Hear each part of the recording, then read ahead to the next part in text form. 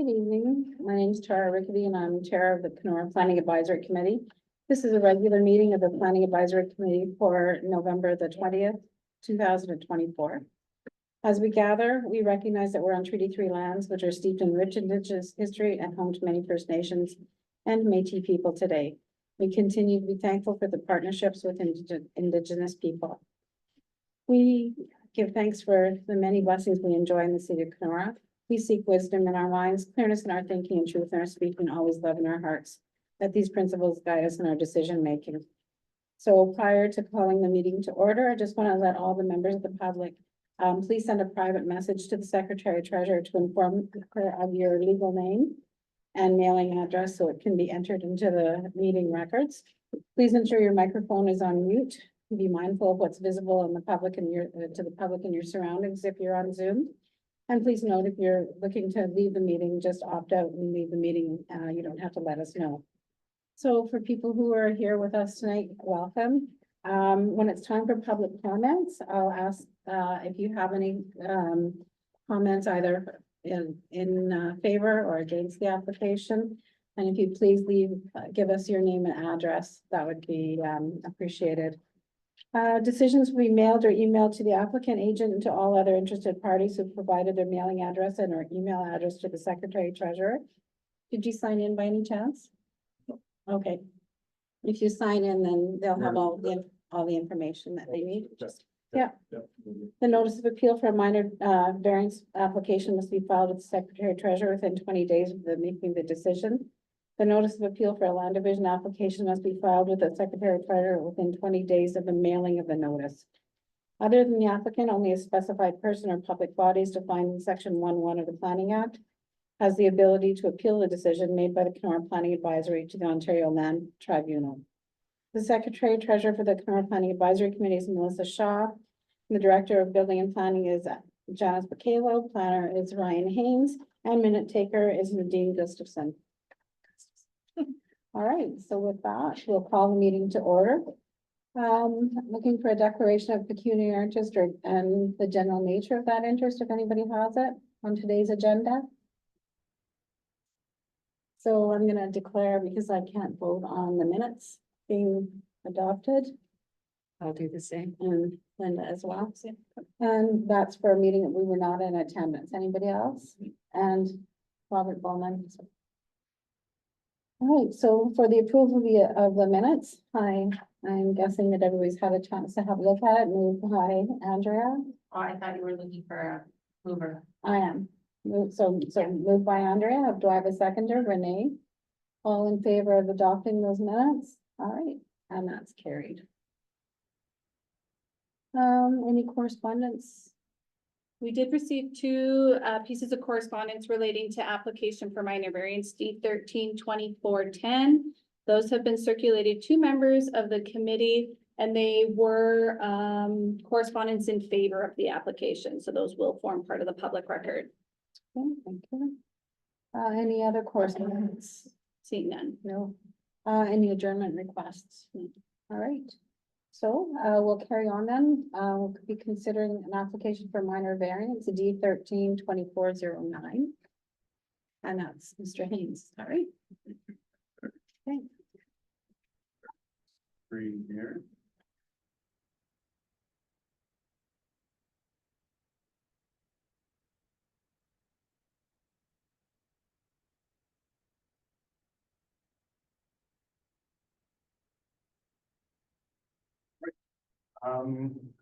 As mentioned, this is a minor variance application for 43 Rabbit Lake Road.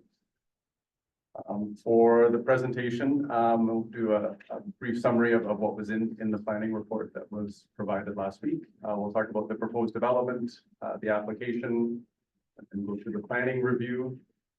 And then we're going to spend a bit of time talking about barrier-free parking and provincial legislation and the city zoning bylaw and kind of implications of that for the request for relief from barrier-free parking size. And then we'll go through the recommendations.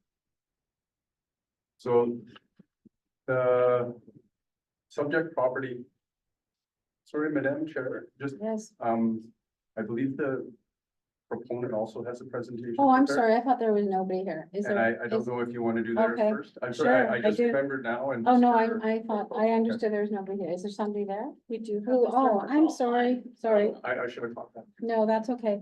I'm sorry, I misunderstood you. So, who do we have? Who's representing this application? Sorry. Mr. Merkel, did you want to speak to the application? Yeah, there's Keith Merkel here from Edge Corp Developments and Susan Russell from McGowan Russell Group. Thanks, And sorry we'll- about that. Well, no problem. We're gonna do a brief joint overview of the development. So we'll Okay. share our screen if we know how to do that. We're much better in person. Okay. You I may hit have to share. start video to enable that as well. Start which? You have to start your video to enable the share screen to show. Oh, okay, there we go. Okay. Why is my, There we go. there we go. Okay, now I'll share screen.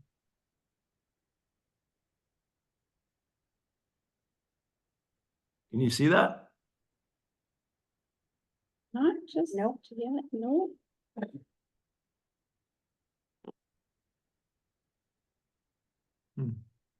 I'm sharing the screen. Do we have that one in the planning? Yeah, I'm I have a presenting, copy right? of that if they're having trouble. Keith, would you Is like it us to pull that up on our end? If Yeah, if you that could, would be yeah. Great, we Let's see we if don't that- know why it's not sharing. We asked That's it to. fine. Yeah, just give us one moment. Mr. Haynes will pull that up for you. You'll just We have let all to, the young people go home. All my people that know how to use a computer are gone. They're not laughing.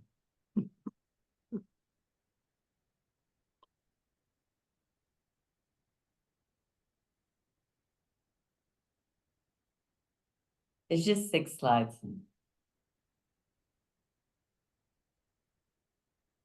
There you go. Thanks, Okay. Ryan. So, the development we're proposing is Duncan Farm Residence, 43 Rabbit Lake Road. We were back here, or we were at PAC I think it's almost 2 years now that we came for the first zoning amendment. So, it's a residential development. It's pedestrian oriented. There's townhomes and apartment style homes, landscape buffers, green spaces. The development fulfills the current provincial and city Kenora priorities for more diverse housing choices and will complement adjacent residential, industrial, and highway. It's approximately 16.3 acres. It's 43 Rabbit Lake, but I think a lot of people refer to this as Duncan Farm, so we have named it accordingly after Duncan Farm. The majority of the land's flat with minimal rock outcrops, and there's natural land drainage, and the Rabbit Lake does drain through here. And the combination of this provides for a really nice setting for apartments and townhomes. Environmental impacts, they're low to medium density here. So access to all the required municipal services are there. Large, relatively flat areas, clear trees, so we don't have to clear cut. Natural land drainage, and we can preserve a big portion of the site. You'll see we're not, the 2 treed areas are not, as you'll see further in our presentation, being impacted by the development. We've planned around them, and we're going to naturalize the existing creek and add native trees to the site. Next slide, please. So the preliminary conceptual plan has a total of 291 units. There's 2 apartment blocks, apartment A up at the top and apartment B at the bottom. There are 119 units is A and 120 is B, or vice versa, but that's a combination of 239 units. And then there's 52 townhome units, which have a combination of walk-up, and then they have other ones have single car garages and double car garages. There's playground, walking paths, and sitting areas for residences. So you'll see at the bottom there, we have a walking path that kind of goes right through the property. There's tree-lined private roads, We've got a street edge landscape buffer along Melick and Rabbit Lake at the corner. And we're preserving about 4.3 acres of forested area. So you can see where the wooded area to remain at the top in the north, and in the south there we have a wooded area to remain pretty much all along the back of the property. And we're retaining the natural flow of the water from Rabbit Lake and the surrounding area through the site and across Melick as it drains now. The conceptual plan adheres to the provincial planning statement policies, aligns with the city Kenora official plan, and aligns with land uses permitted under R3 zoning. And we require some yard setbacks, frontage, building height, and parking variances, and a variance to put more than one building on a lot, and that's why we're here. And the next slide, please.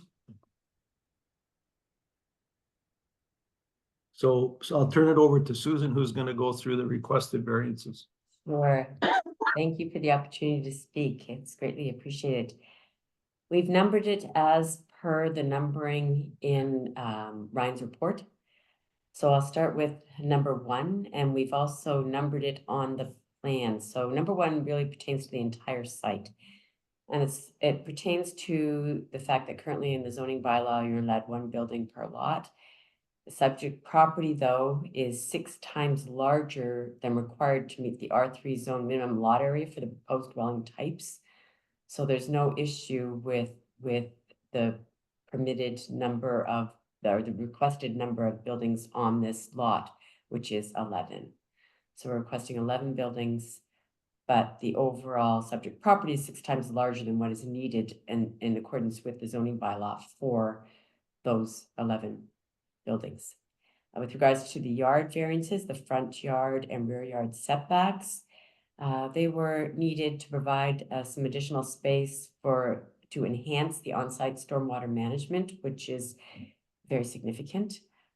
It's for the development, also for the development, not only for the development, I apologize, not only for the development, but also for the Rabbit Lake catchment area, which we'll review in a second, and still maintain the required yard features. So we still, even with the requested reductions, we still have more than the amount of required landscaping in all yards.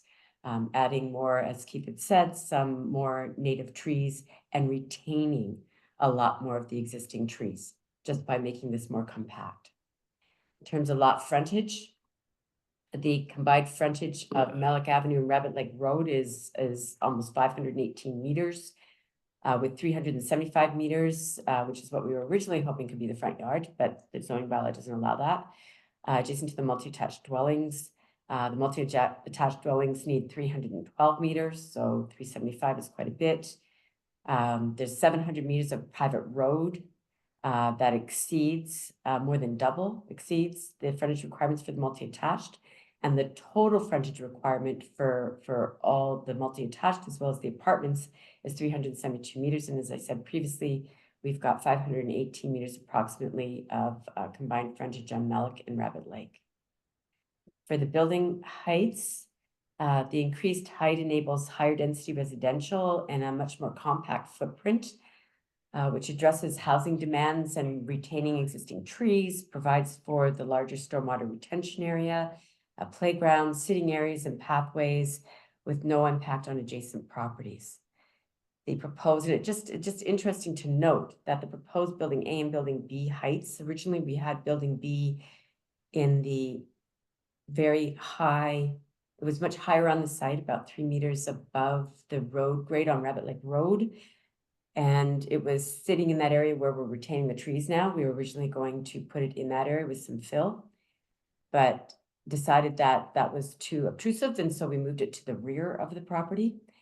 And as a result, the overall building height, this is from the original DSZ drawings, the overall building height is actually 1 meter lower than what that building would have been for those larger buildings. So what we're asking for, the 18 meters, although it exceeds, and we're asking for some relief over the bylaw requirement of 8 meters, it is actually 1 meter lower than the building B height on the previous DSZ application conceptual plans. Also important to note that to the east, you've got 220 meters separating to the closest residential to the east and 200 meters to the southwest. Residential and visitor parking, it's consistent with parking requirements in other jurisdictions. It minimizes the pavement and maximizes and enhances on-site green spaces. And what we're asking for is 1.35 per unit, which is a 10% reduction per dwelling unit, and 0.1 or 10% with such a large development. This is typical of many jurisdictions, only requiring 10% rather than 20% as visitor parking. The design of the parking areas and spaces, we've asked for a reduced parking stall width for the interior stalls, and primarily because, and again, this is consistent with parking requirements in other jurisdictions. And it's because inside there's no snow accumulation concerns that would reduce functional width of the stall in the winter. So really no need for the much wider stalls. The barrier-free parking, we agree with the conditions. All barrier-free parking on the subject property will be redesigned to comply with the Ontario regulations as per the planner report recommendations. And we will have 12 barrier-free stalls, and 6 will be type A and 6 will be type B. I'll now review, if we can go to the next slide, please, Ryan. The traffic study and land drainage. So we've got 2 studies that have been done, the traffic study and the servicing study, of which a component of that is the land drainage. The traffic study, both actually were completed by LBE, their local Kenora engineering firm, very well known. The traffic study was based on many more units than what we are proposing, 300 apartment units, 66 single family and attached, and versus the updated plan of 239 apartments and 52 townhomes. The traffic operations analysis found that all study area intersections, and they're noted on there, the ones that were studied with the big red dots, that all the study intersections functioned acceptably during the weekday AM and PM peak. The proposed development access intersections, which are the 2 east ones with the little black line through them, are forecast to operate acceptably under minor road stop control, which would be on our site, with a single lane on each approach. And then the traffic signal warrant analysis that was done indicated that traffic signal control is not warranted at Rabbit Lake and Veterans Drive. With regards to the land drainage study that was undertaken, the stormwater management design for the proposed development was established to replicate the existing drainage patterns and volumes of the site to the furthest extent possible, and to meet the City of Kenora's criteria for stormwater management in terms of our on-site retention for our new development, as well as all of the volumes that currently flow through the site. So we're not going to be causing any damming or restrictions to what currently flows through the site. The proposed development is maintaining the existing drainage paths through the property, as illustrated on the diagram on the bottom right of this slide. The water quality objectives will be achieved via a treatment train that we're proposing through the dry ponds, grass swales, and grass ditches. And then there will also be erosion control measures to be utilized to ensure pre-development, post-development conditions are maintained and to protect overland flow paths where required. Turn it back to Keith to talk about the actual building. So the building, I'll start with the bottom left-hand corner. This is the exterior. It's the main floor will be a parkade, and then there'll be 4-story of apartment units above the main floor. The top left-hand corner is conceptual drawing of what the building would look like. This is a 4-story building, but this is for the finish and the look of what this building will look like. We've built this similar building, albeit 6 stories in Winnipeg, but we're tailoring it to be 5 stories with main level parking and 4 stories above it. This is a typical common area that would be within the building for residents to gather, and then these buildings will have a gym in each of the buildings for the residents, which will look typically like the bottom right-hand corner. Next slide, please. And our last slide. So we just wanted the planning report, which I know Ryan will be going through, it recommends to the committee that they approve the requested minor variances. The recommended conditions, that all barrier-free parking on the subject property comply with the Ontario regulations for barrier-free parking, which is different than what we'd asked for, but we, as we said previously, we can more than comply to this. And then there's also going to be the requirement for either 5% of land area or cash in lieu to facilitate supporting public walking and cycling infrastructure. And we agree with the plan's recommendations, and that's the end of our presentation. Thank you. Thank you very much. All right. Go back to Mr. Haynes here.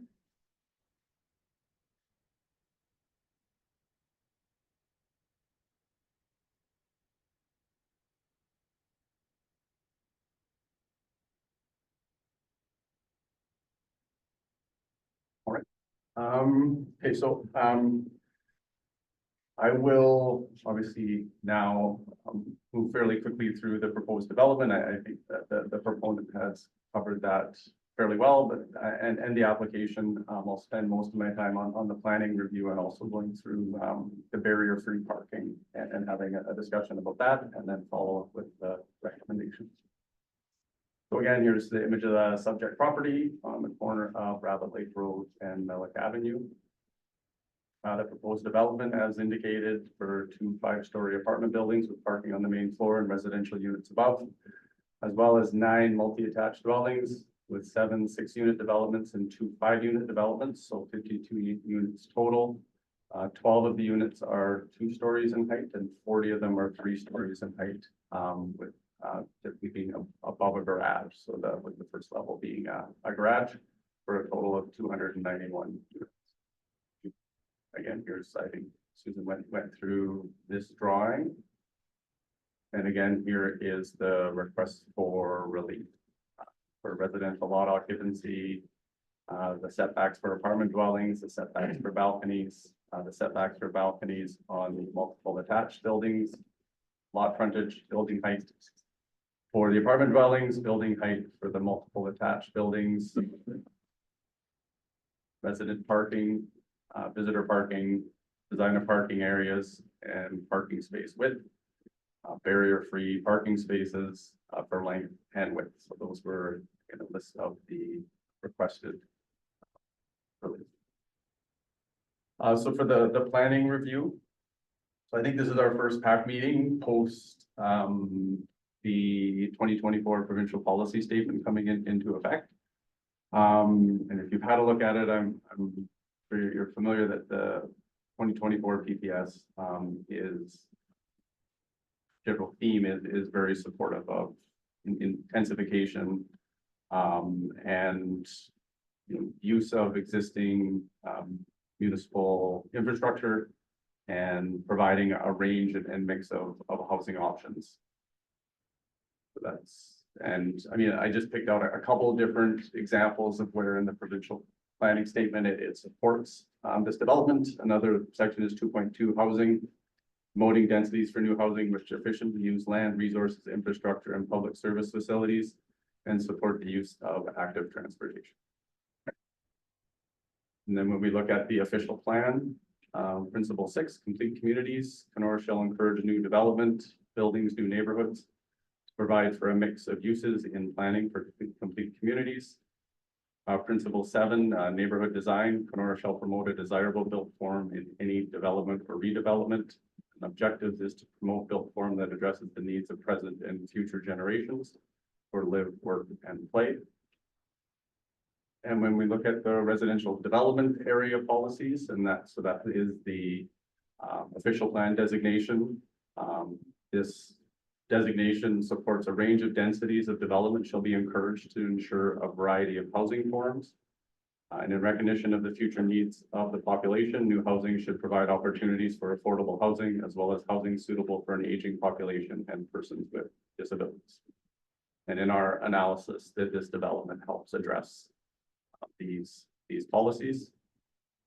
When we look at zoning, so the zoning, you can see it's really a mixed bag in this area. We've got highway commercial properties, rural properties, there's industrial, and some residential first density. So, and as mentioned, that the property was previously approved for rezoning for R3.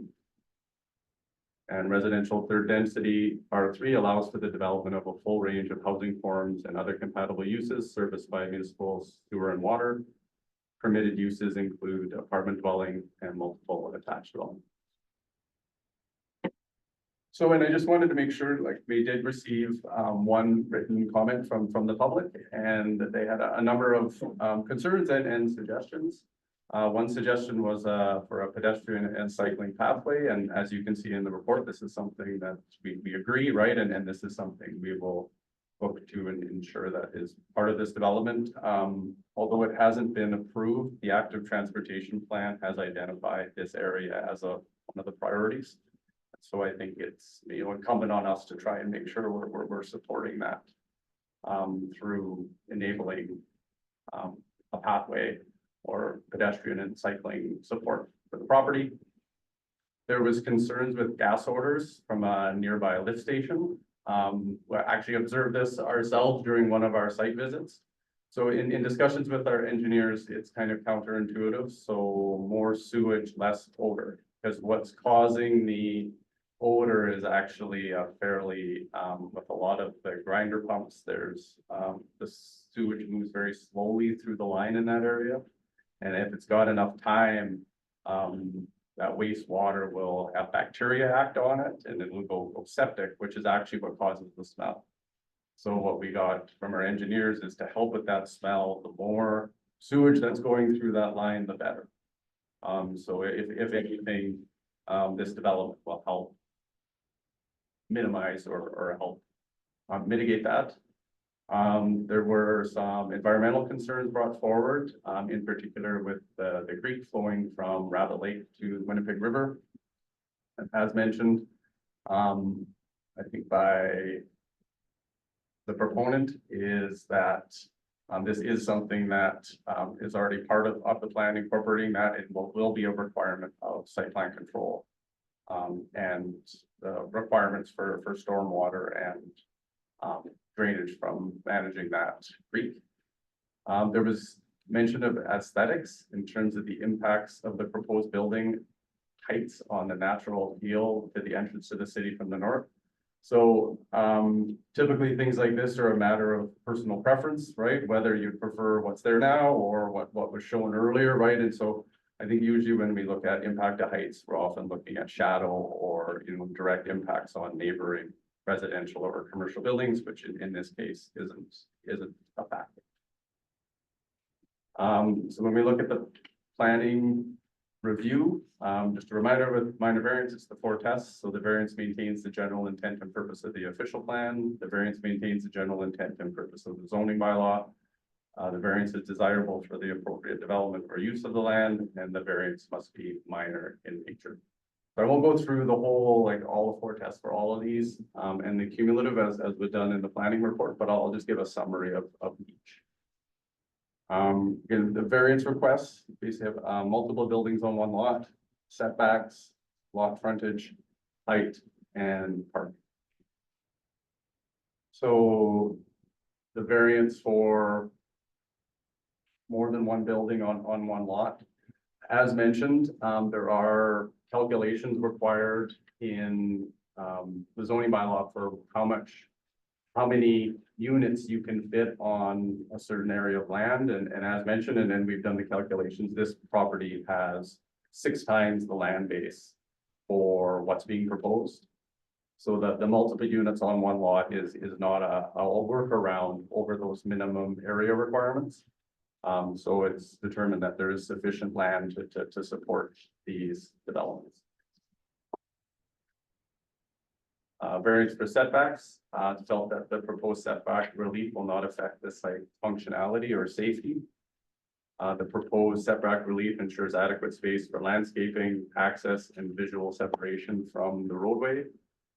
And the proposed setbacks also help create more room in the center of the development for stormwater management, as well as other amenities such as the playground and green space on the interior. The variance for lot frontage. So This is an interesting one. So this is just, characteristics of the definitions in our zoning bylaw where for properties such as through lots or corner lots, the bylaw specifies that the shorter lot line abutting a street shall be considered the front lot line.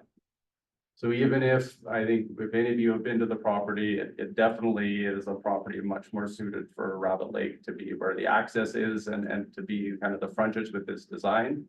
Because of the way the bylaw is written, we need to treat that lot line along Melick Avenue as the front lot line for any setbacks, lot frontage, and that is really what's driving this variance. It ends up looking like a significant variance for lot frontage. But when we looked at it, is the access and serviceability of the lot is already supported by, not only the 178 meters adjacent to Melick Avenue, but almost 300 feet of 40 meters adjacent to Rabbit Lake Road, and approximately 700 meters of private roads within the proposed development. So if we look at what's typically required for this number of units, that the amount of roadway servicing these developments is exceeded from what's required. So for that reason, it was felt that this was minor in nature. Variance for building height. Height restrictions, as I mentioned earlier, are intent really to manage neighborhood scale and minimize shadow impacts. So we've got a situation here where really this development is creating the neighborhood, right? So this is, so in terms of the height of neighboring residential or commercial businesses, it's really that this is creating the neighborhood that you would normally be concerned with impacting. So it was felt that the height restriction is not going to have any of those impacts that we'd be concerned about with increases in height. Variances for parking. It was felt that reduced parking supports active transportation goals and minimizes unnecessary pavement, enhancing green space on site. The request for relief and reduction in visitor parking requested still provides for 29 visitor parking stalls for the proposed development. And I should note, and I think this was mentioned, that the reduction in parking for residents is a proposed reduction of 10% of the total amount of parking required. And the reduced width for the interior parking. So when we received this request, we did some research, and this is a parking size that does show up in major centers. Ottawa and Toronto allow for 2.6 meter parking widths. And we do recognize, that you do get a lot of half tons and larger vehicles, but there is still the bulk of the parking is outside where there is no relief for parking size. So any larger vehicles will have room to park outdoors. So for that reason, we felt that this was a minor. And for collective and aggregate analysis of the requested relief. And just to keep in mind, I haven't brought up the barrier-free parking, which I'm going to bring up separately, right? That'll be a separate discussion, but exclusive of the request for barrier-free parking. It's felt that these variances allow for a higher density development that maximizes the site's potential while supporting Kenora's housing and urban growth needs. On aggregate, the variances respect the general intent of the zoning bylaw by ensuring safe, functional, and efficient use of land and by maintaining compatibility with surrounding uses. So, with barrier-free parking, through this request for reduction in barrier-free parking, it came to our attention that not only was the request that's being made was below what the provincial requirements were, we also found inconsistencies with the zoning bylaw and what the provincial requirements.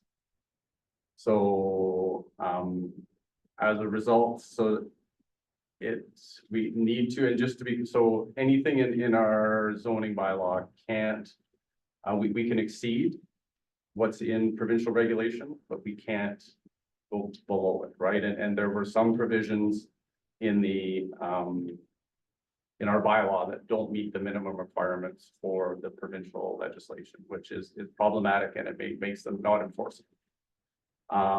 So there, as a result, we are proposing that the actual request for changes to the interior barrier-free parking spots that, that PAC considers that change, we amend that change so it reflects what the provincial requirements are.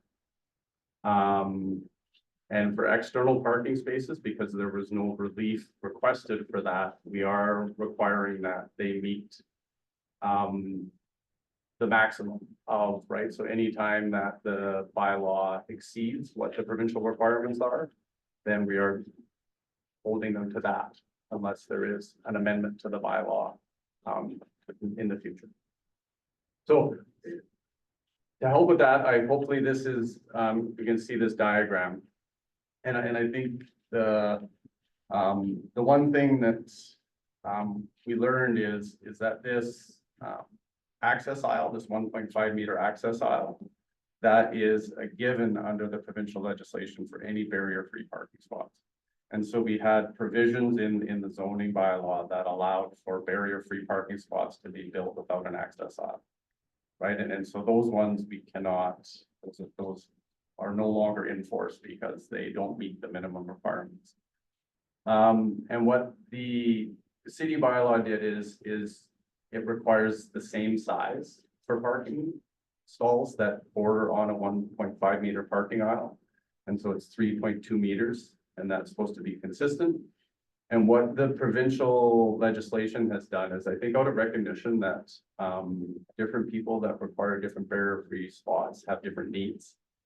And as a result, they've created a system where they've got two different type of parking stalls. They've got type A parking, which have to be a minimum of 3.4 meters wide. And these are designed for vans where people have ramps and are accessing with wheelchairs. And then recognizing that people who, may have a cane or a walker don't need the same amount of space. Half the spaces are permitted to be type B, which is 2.4 meters wide, which is actually narrower than we allow. But of course, you've got the 1.5 meter wide that provides that ability. And I think the idea here is making sure that if someone pulls up into a regular parking spot, right, it would be too narrow. This always has that 1.5 meters of space on one side of the parking spot for an individual to have lots of room. Open their door, get out their walker or cane and navigate that. So this is what the provincial legislation says. Hopefully this is the last time we need to navigate this, because we are looking at amending the bylaw to make sure that we're reflecting the rich policy. So hopefully by the time we meet, maybe even as soon as January, we've got that. We made progress on. So with that, the recommendation for the internal parking spaces, remember they had requested relief. So we're saying that if PAC's willing to entertain this, that they can still be granted relief, but the threshold for that relief is the provincial requirements. And the provincial requirements allow, again, for the 3.4 meter width for type A parking stalls and 2.4 meter width for type B parking stalls with a 1.5 meter wide access aisle. And the other difference, there was also a length relief requested. The provincial legislation does not make any extra provisions for length. It's basically the same length as the neighboring parking stall. There's no additional length. I think with the idea being that any access comes off the side of the vehicles, and that's where the provisions are made in the width, not the length. And our bylaw says that barrier-free parking spots need to be 7 meters. So because they've requested relief for the length, this is something that can be contemplated by PAC in your recommendation, allowing just for the interior parking spaces that the OADA requirements be met, and the length can be reduced to 6 meters. For the external parking spaces where they have not requested relief, so there hasn't been notice hasn't gone out. The AODA requirements must be met unless the zoning bylaw exceeds those requirements. So what that means is we've got a minimum requirement for the 2 stalls. Either side of a 1.5 meter aisle width has to be a total of 6.4. So the AODA requires one of those to be 3.4. So then the other has to be 3 instead of 2.4. Okay, and then for length, the length of the parking stalls outside must be a minimum of 7 meters because the bylaw exceeds. Remembering that the bylaw can exceed, right? It just can't be lower than. And it's entirely, I think, within the proponent's ability if they do want to come back with another minor variance for this. Right, but that's the process they would need to go through to reduce to the AODA minimum requirements. And the other thing that's different about the barrier-free parking stalls is the calculations. So the calculations for the development was 10 spaces, barrier-free parking stalls. Using the AODA calculations, it's 12 for this development. So that's just, again, these were things that came up during our discussions and review of this file, so that these are different from what was being requested, but something for you to contemplate in your decision. So just, so it's recommended, and I'll let Melissa read the decision, but yeah, it's just recommended that the minor variance application be approved. With the caveat that the changes to the barrier-free parking requirements. And recommended conditions, as mentioned, just recommending that a portion of the subject property not to exceed 5% of the total land area or cash in lieu shall be conveyed to the city for purposes of facilitating and supporting public walking and cycling infrastructure across or adjacent to the subject lands. And just note that with the exterior barrier-free parking stalls, there's no decision to be made because they have to meet those requirements. That's just a given. So that's what I said it needs to happen exterior. That is what is required right now, given what we know about the provincial policy and our zoning bylaw. All right, thank you very much. Thank you. Do you have anything to add, Mr. Merkel? No, we're good with the recommendations. Okay, thank you. Is there anybody who either here or on Zoom who wishes to speak to this application?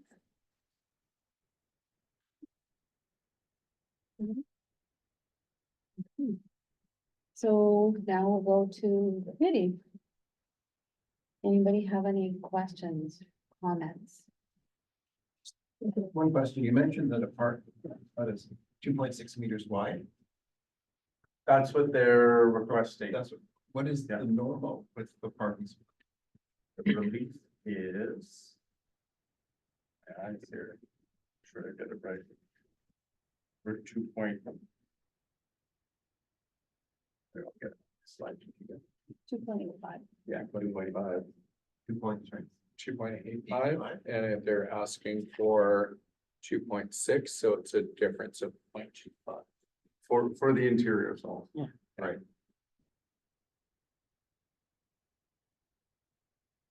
I have a question just regarding the pathways, the cycling, the walkways, and we're talking about the relief or the percentage of money given to the city regarding infrastructure. Are you talking about along Rabbit Lake Road so that there's, or are we talking within the So subject property? I think in terms of when we get in discussions around site plan, that'll be a discussion with the proponent. If they're able to, use lands on the property to facilitate public access across the lands, that's something we'll look at. But if not, we'll look at getting cash in lieu of to pay for a pathway that runs along like Rabbit Lake Road in front of the property. But I think that these are one of the discussions is with this in terms of having the lands or cash in lieu of. It gives us that flexibility when we start to look at the site plan to see what works best, right, for the public needs and for the developer. Yeah. So even if they choose to give the cash, there would still be an allowance on the property line right next to the Rabbit Lake or Malik that would allow for development of a sidewalk. A choice, it would be a discussion when we go into the site plan control agreement, administration would be looking at municipal needs. Parkland dedication money can be used elsewhere in the city as well. So it's it's going to be a case that we will look at what is feasible in this property when we get to that level of detail and discussion with engineering about, what their plans are for Rabbit Lake Road and what would happen. In this instance, we brought it up simply because it was a request of the public. It really falls outside of PAC's decision here. It's something that would be complicated. Addressed through site plan control. Anybody else have anything? I have a couple of questions. So the barrier-free parking on the inside. So the only reason that it has to be addressed at all is because of the reduction from 7 meters for the length. Is that correct? No, it would be the width as well, because the bylaw is written is 6.4 Right. for the 2 stalls, Mhm. whereas the OADA provides for 5.8 meters. One 2.4 meters wide and one 3.4. Right. Yeah.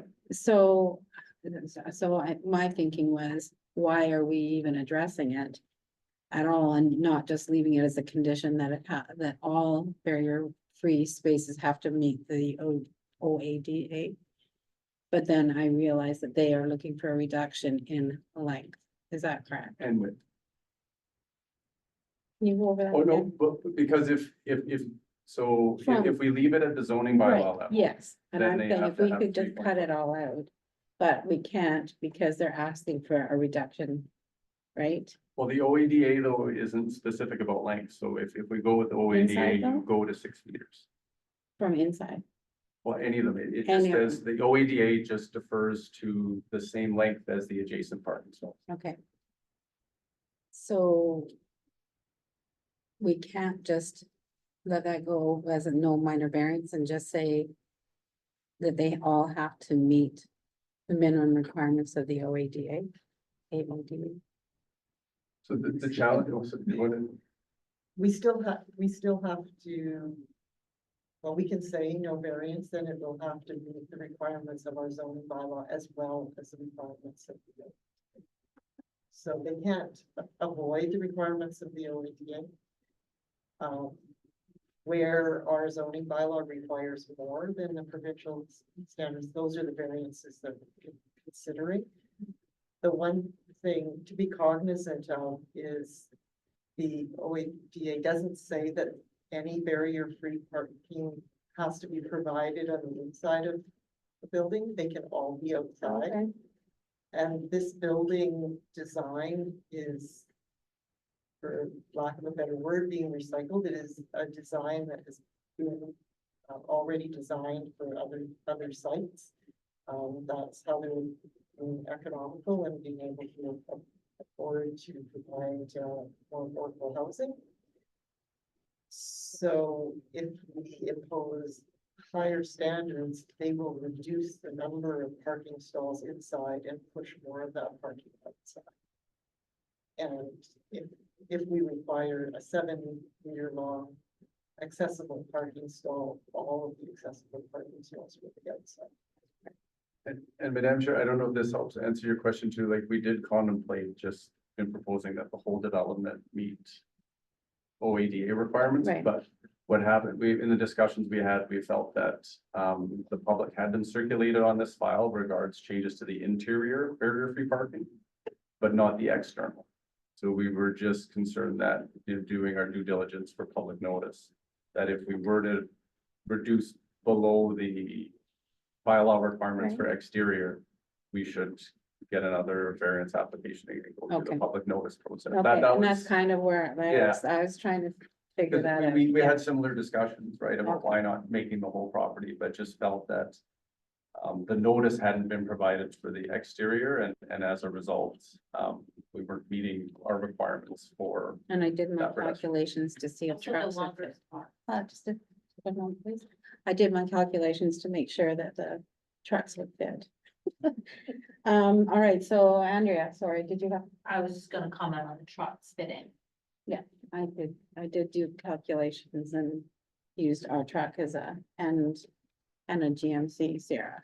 And so, and then I did call, just so you know, I did call and speak with Ryan yesterday, about the aisle width to make sure that could accommodate people turning inside as well.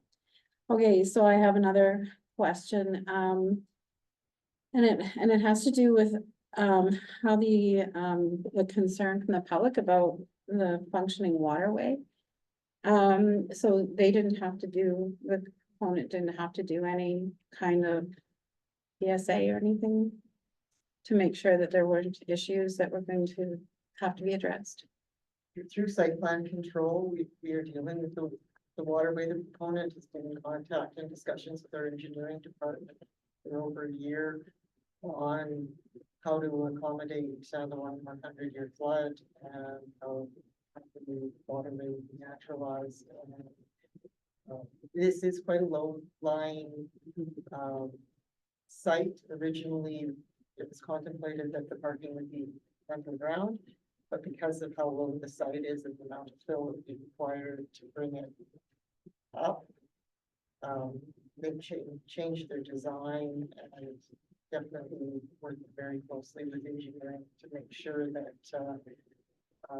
in a flood situation, the stormwater is retained adequately and would not cause an impact downstream more than normal in that sort of thing. No natural heritage features then that are, None that came up, Okay. and Ministry that did not have any okay. comments or concerns. So again, back to, the actual drainage study.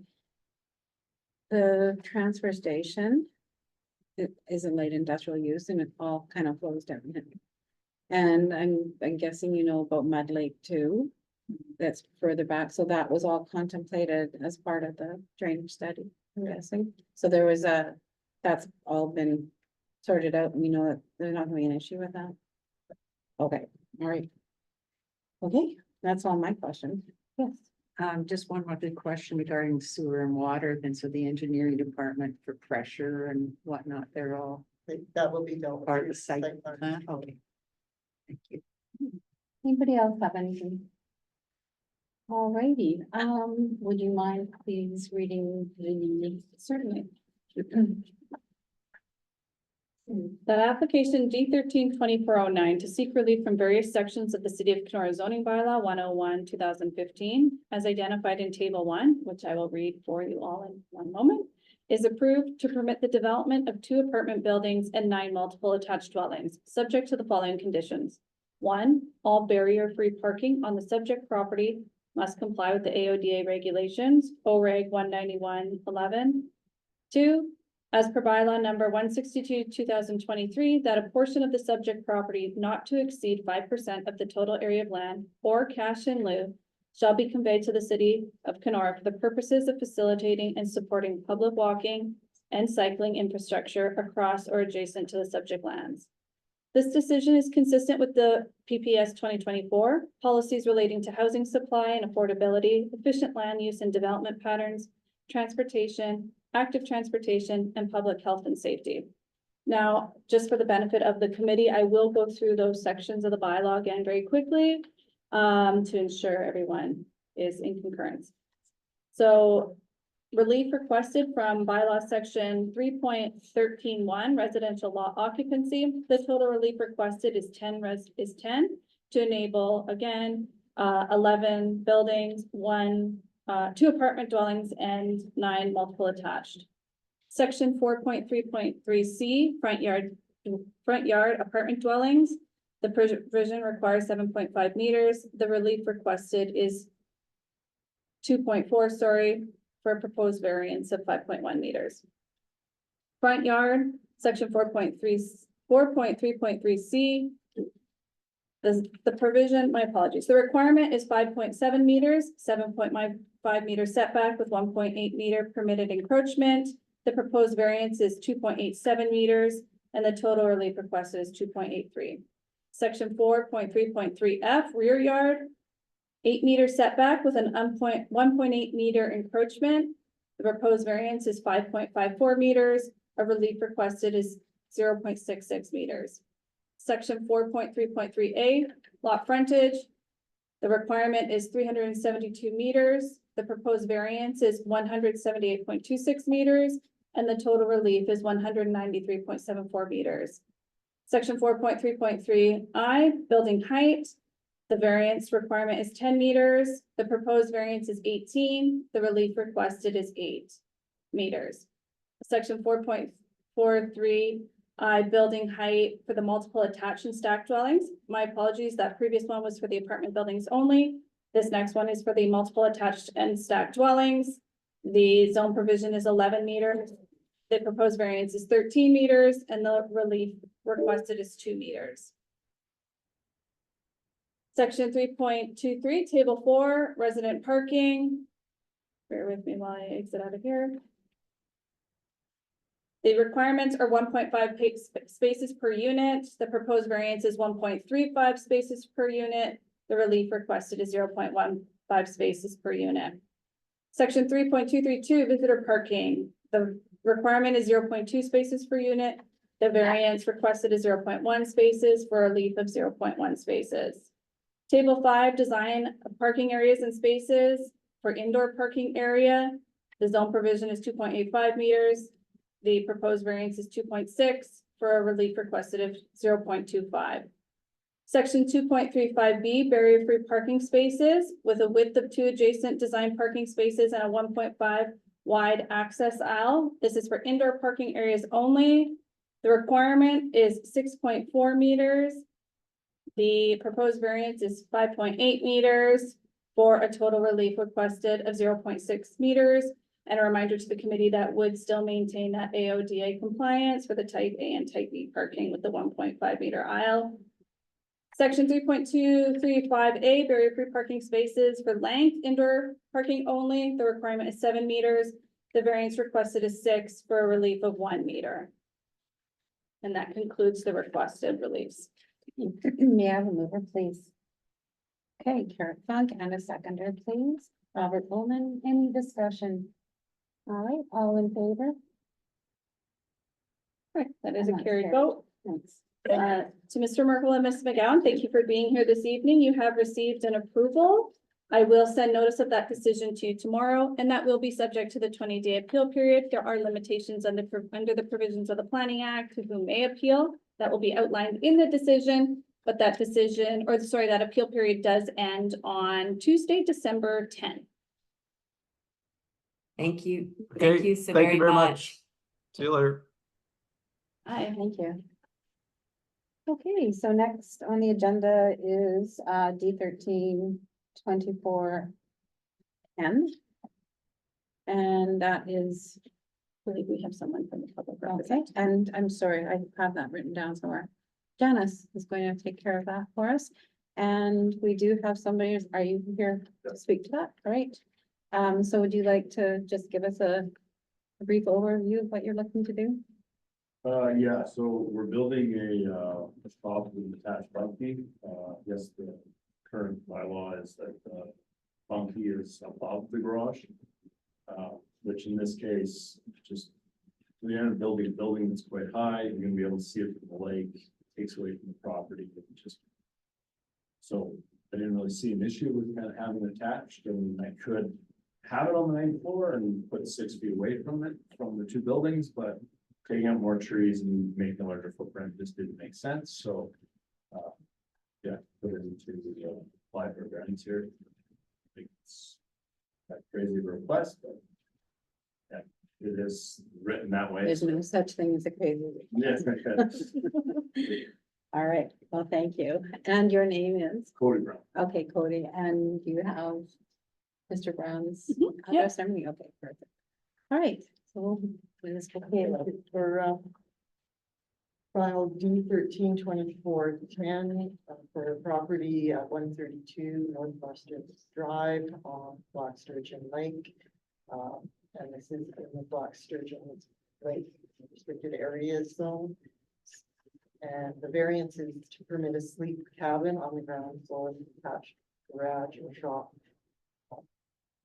In in the zoning bylaw, a funky or sleep cabin is a permitted use in this zone, as is a detached garage. There is no specific provision that would allow for, that addresses a combined sleep cabin and garage, except for section 3.28.2F, which indicates that a sleep cabin may be permitted above a garage, provided that the height doesn't exceed 7 meters. So in the absence of having any other configuration mentioned, the department's requested this variance to allow for them to be side by side and not stacked. So the proposed detached garage is 156.5 square meters in size. The sleep cabin would occupy approximately 44 square meters of the area, with the remaining area being used as garage space. This is consistent with the rules for sleep cabins that are included in the bylaw, which says that the habitable floor area of the sleep cabin shall not exceed 53.5 meters.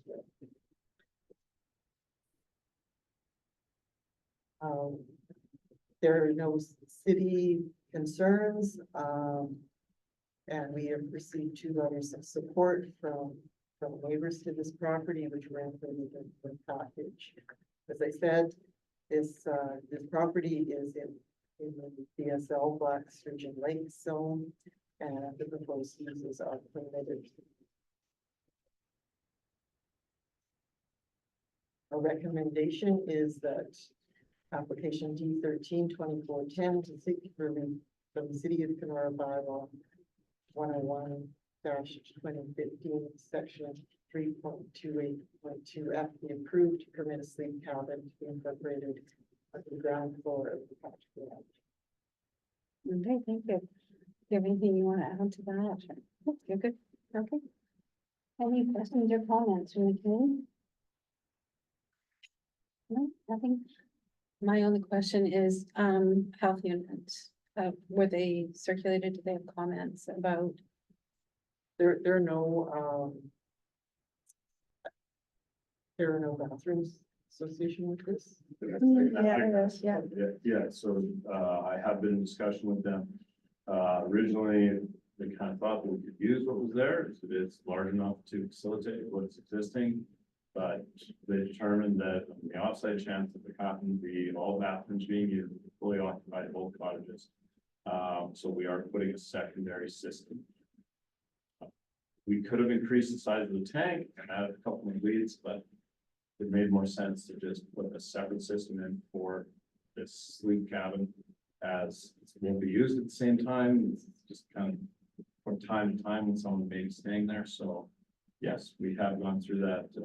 They have approved the permit, and Okay. that is all. Okay, all right, that's perfect. Thank you. That's all I have. All right, would you mind? reading? Yes, Thank you. This one will be short and sweet, I promise.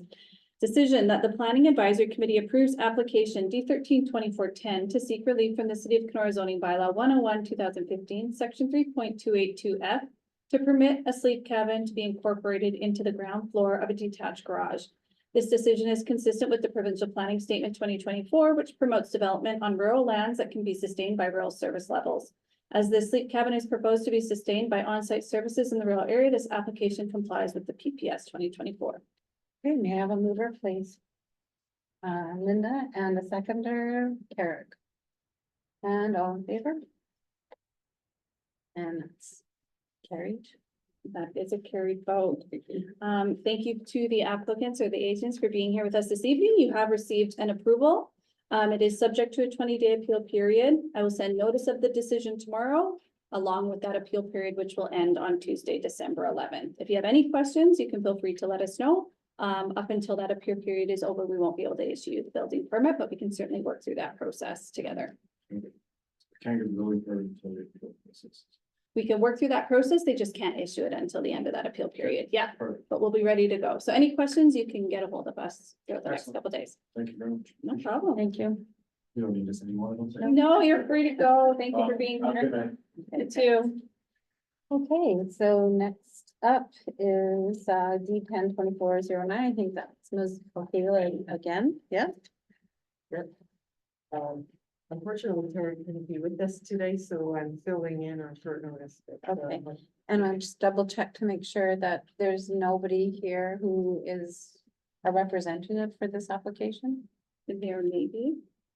Hey, is there anybody who wishes to speak to the Canadian Tire application? Oh, yeah. Go ahead. Okay. Good You wanna evening, just- Madam Chair, members of the committee. My name is Harry Frusios. I'm a planner with Zelenka Priamo Limited, and together with my colleague Caden McAllister, who's also online this evening. We're here on behalf of Canadian, or the CT REIT Limited Partnership, regarding this application for consent to approve a lease in excess of 21 years to allow the existing store to continue operating long-term. We want to thank staff for their assistance in processing this application and for the recommendation that's before you this evening. Again, this is a very straightforward application, Madam Chair. It's just to recognize a 21-year plus term of a lease. We agree with the recommendation in the staff report and the proposed conditions, and we're simply here to answer any questions that the committee may have. Thank you. Thank you. I just have a little story here. I was going through all of my old files at home. And I was looking through a notebook and found the 2013 request for me to call. Because that was when you did the last one. It was kind of weird because it was just like last week that I found that and saw this application coming up. All right, so that aside, we'll just ask Ms. Kayla to explain the application then. The consent application file D 10-2409 for a property on at 1229 Highway 17. The owner applicant is Canadian Tire Properties and Limited representing them. In accordance with the Planning Act, any lease of property exceeding 21 years requires planning approval by way of an application for consent, which is why we're seeing this today. CT REIT Limited Partnership is the owner, and Canadian Tire Real Estate Limited is the leasing for these lands. So the proposed lease is for the 2.29 hectares that house the existing Canadian Tire store and the associated parking. The retained land is approximately 1.7 hectares in size, and that consists of the gas plant. So in review of this application, and we found it to be consistent with the provincial policy statement. We do not require a plan of subdivision for the property or other development to the municipality. It conforms with section 51-24 of the Planning Act, conforms with the City of Kenora official plan, complies with the City of Kenora zoning bylaw, and has no unresolved objections or concerns raised to those. As we said, this is existing development. Nothing is going to change. It will just allow Canadian Tire to continue operating on the site. Their city staff and agencies have had no concerns, but no comments were received from the public. The subject lands are designated commercial development area in the City of Kenora official plan and zone GC, general commercial zone in the City of Kenora zoning bylaw. As I said, the proposed uses, the existing uses are consistent with the zone limits. So the department's recommendation is that application D 2409 be approved, subject to the following conditions. Expiry period 1, the conditions imposed must be met within 2 years of the date of notice of decision as required by section 5341 of the Planning Act, or so in 1990 as amended. If conditions are not fulfilled as prescribed within 2 years, the application shall be deemed to be refused. Provided the conditions are fulfilled within 2 years, the application is valid for 3 years from the date of notice of decision. The next two conditions are with respect to the survey and reference plan. The proposed provide to the satisfaction of the city a survey reference plan showing the boundaries of the lease, a survey showing the location of any buildings therein. That the solicitor acting for the parties is to provide a register with description of the severed parcel, a copy of an application for exemption from a reference plan, together with a copy of an order endorsed by the land register to exempt from the requirement that a reference plan be deposited. If it is determined that this cannot be approved by the land register, then the alternative will be that a reference plan showing the lot lines of the severed lands will be provided. Zoning, where a violation of any city zoning bylaw is evident, the appropriate minor variance or rezoning be obtained to the satisfaction of the city.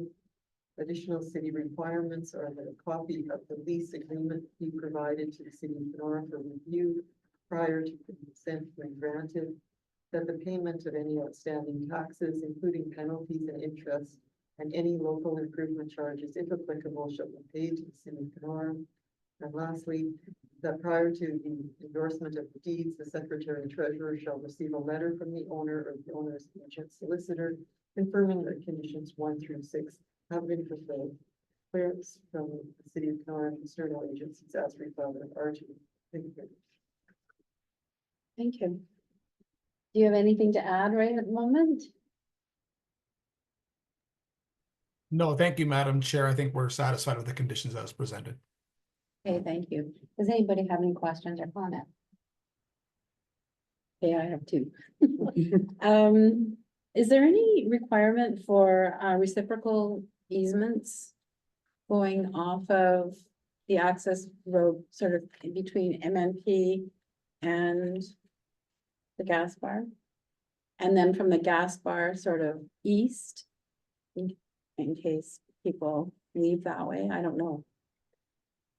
I don't believe so, Madam Chair, through you. I mean, the gas bar and the store operate as one entity as it is already. So we're not aware if there's a reciprocal operating agreement as well that sometimes does capture these things, but there were no easements requested as part of this application. Okay, thank you. And the other question is, with respect to the survey, can the language be changed to structures? Only because I think on that, there are also plugins now for electrical vehicles, right? And also a propane area. And I don't know where the food trucks sort of end and begin there too. So I just wondered about that. I have no objection to that. Yeah, through you, Madam Chair, we'll check on the reference plan because a lot of times the reference plan don't show the structures. I mean, you might be referring to the site plan and that would be something different. Right, but they are looking for a survey and reference plan showing the location of buildings they're on. Okay, so we will make note of that to the surveyor. All right, thank you. Anybody have any objections to that? No? Okay, thank you. That's okay with stuff then. Thank you. So Madam Chair, through you, under condition number 2B, you would like it to read a survey showing the location of any buildings or structures thereon? Okay, thank you. Okay. So as amended, Certainly, would you like me to read? Because is that read here? Please. So the decision being that application D10-2409, planning at consent for easement for 21 years or more between CT REIT Limited Partnership, the owners, and Canadian Tire Real Estate Limited, the lessee, for lands located at 1229 Highway 17 East, be provisionally approved and subject to the conditions that were read by the Director of Planning, Janice Bacalo, in the planning report. Noting the only amendment there too would be condition number 2B, a survey showing the location of any buildings or structures thereon. Thank you. May I have a mover, please? Andrea, seconder, Garrett, and any discussion? No, all in favor, please? Thank you. Excellent. You have received that provisional approval, so I will send notice of this decision out to you tomorrow. And I think you have been actively working with Tara Vader, our associate planner. So any questions you have, please feel free to come forward. Thank you for being here. Thank you very much, everyone. Thank you. Okay, so there are no recommendations to council for any amendments. No old business, no new business showing, but you were just talking about the zoning bylaw and official plan review. Can you just give us a sort of a timeline on that and if are we involved? or- You know what, why don't we put that on the agenda for, the training that we're going to be doing, that we can give you a little bit more of a review, but we have contacted a consultant to do a new official plan, zoning bylaw, and the CIP review. So we are very early on in that discussion, and there will be opportunities for public input and that, but we haven't discussed particularly what involvement PAC would have other than review through the normal processes of guidance. Okay, Can I just get a reminder of what date that training is? Yes, Kara, if you can. Thank So you. we have changed the date to December 9th. For anyone in the Right. public who is still with us in the meeting, we are hosting professional development training day for planning advisory committee members on Monday, December 9th. We have compressed the training from a 10 a.m. start until noon, and then we will gather thereafter for a light holiday lunch. So for any of you who have not already RSVP'd, and I think I have heard from most of you, thank you for that. Please do so RSVP at your earliest convenience. A draft agenda is in front of you here this night or this evening and will be confirmed in the coming days. because we just added something to it. Yeah, exactly. All right, so no new business, well, that was new business adjournment, who'd like to move that? All right, Andrea, good. All in favor? All right, thank you. Thank you. Thank you to members of the public for being here with us this evening. Have a good night. Melissa, our December meeting